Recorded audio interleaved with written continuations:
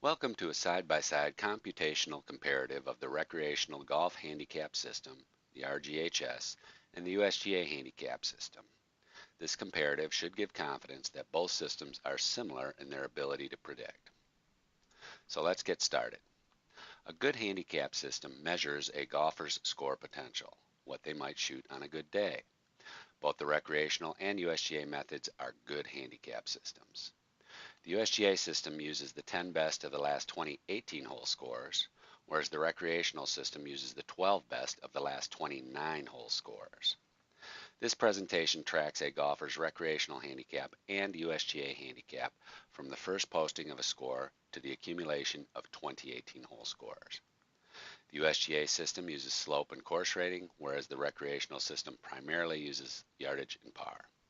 Interestingly, the only similarity between the two systems is that they use golf scores to predict a golfer's scoring potential, measured to the decimal place, and they are portable in that their initial handicaps, USGA Handicap Index and RGHS Base Handicap, are translated to course handicaps and tee handicaps respectively, as determined by the difficulty of the tees being played. The tables on this screen contrast the number of best scores used by each system, which you need to keep in mind as we go through the examples. A couple of things to note are that the recreational system uses a larger percentage of scores, so some higher scores are used in the calculation. In fact, the USGA system only gets to using 50% of a golfer's scores once 20 18-hole scores is reached, whereas the recreational handicap system never uses less than 50% of a golfer's scores. Also, as you will note, a recreational handicap is generated after a first score is posted, whereas it takes 5 18-hole scores to generate a USGA index, or 10 9-hole combined scores, which for some 9-holers is a lot of rounds. For further confidence, these tables offer some statistical comparatives. Clearly, the systems are similar in that the average male recreational handicap is 13.9, whereas the average male USGA handicap is 14.0, and the average female recreational handicap is 28.9, whereas the average female USGA handicap is 28.2. Pretty darn close. This short presentation will use 3 examples to show handicaps generated by both handicap systems as scores are entered, from a first score to enough scores to generate 20 18-hole score equivalents. As for the USGA system, 9-hole scores are combined to make 18-hole scores. That's why you'll see a different number of scores posted in each example. Also, keep in mind that USGA handicap indexes only become official at revision time, which is twice a month, on the 1st and 15th, whereas recreational handicaps are calculated real time after each post. So, for the purpose of this presentation, we are showing the USGA trend, which also calculates after each post, but is not an official index. The first example is for a pretty good golfer, a 5 handicapper.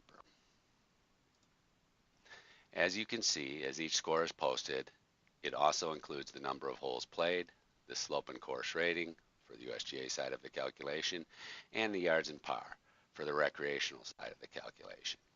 Notice that after a first score there is a recreational handicap, but no USGA handicap. This is again because a USGA handicap is not first determined until a 5th 18-hole score or equivalent is posted. Again, in the USGA system, 9-hole scores are combined to make 18-hole scores, and in the recreational system, 18-hole scores are turned into 2 9-hole scores. So sit back and watch as scores are added to the record, with the newest score always appended as the last record. Note, if you want to examine a particular post, simply pause the video. Also note on the right side of each table, the trend and the base handicap are changing as scores are posted.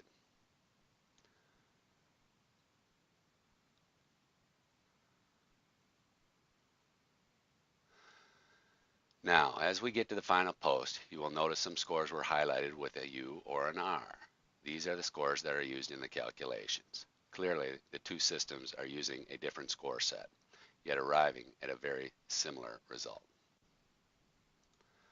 Now let's move to a 17 handicapper. As we cycle through the scores, a quick quiz for you. Besides the score set, course rating and slope, and yardage and par, what are other items that may generate slight differences in the system? Well, for one, the recreational system doesn't use equitable stroke control or a bonus for excellence, both of which are in the USGA system and favor lower handicap golfers.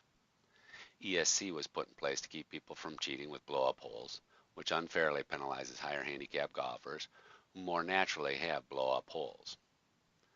And the bonus for excellence, multiplying each best score differential by 0.96, which essentially gives every scratch golfer a one-stroke advantage over every 20 handicapper.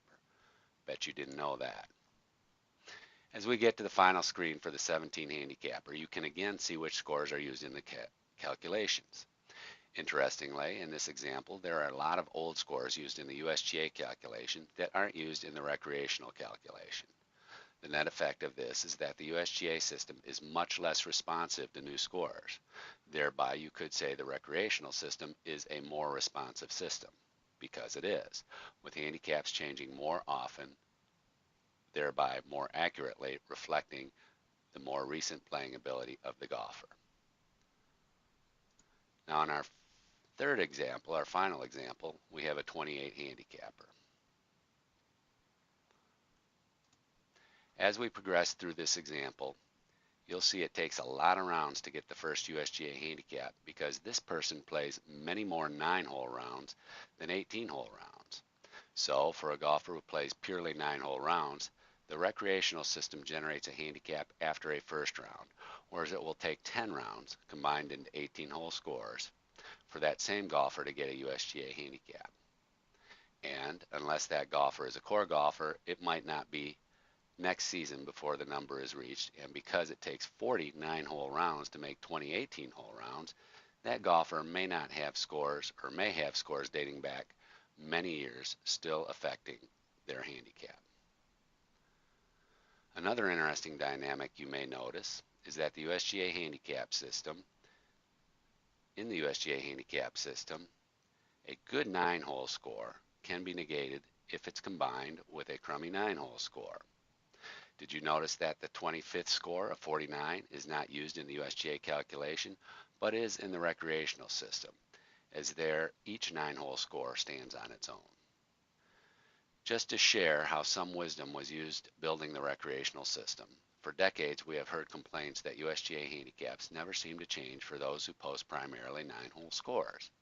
It's one of several important reasons why USGA handicap is not very good for 9-hole league play and why very few leagues use it. Interestingly, by our measure, maybe 1 in 20 leagues use the USGA handicap system, and most all of those are at private clubs. So, on the other side, for those who want to better understand how the recreational system handles 18-hole scores, well, it doesn't cut them perfectly in half. Instead, it uses an average difference between nines as determined by examining tens of thousands of 18-hole scores, where we have both front and back 9 totals. So, an 84 isn't turned into two 42s. Instead, it's split into more like a 41 and 43. But we're going to keep that exact net difference figure a secret, as it really plays out more like a 40.xxx and a 43.yyyy.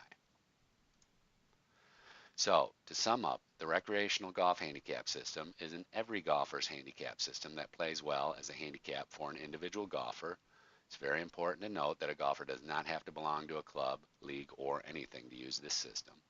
It plays well as a league handicapping system, as a handicapping system for small groups, or as a system for clubs. Whereas the USGA handicap system lends itself more as a premium handicap for championship golfers or golfers who belong to private clubs where they play in net and gross events. Well, that's pretty much a summary of how these two very good handicap systems are similar and different. Most importantly, both systems are available through the Golf Handicap Network. Choose that which is best for you and your group, or choose them both. Thank you.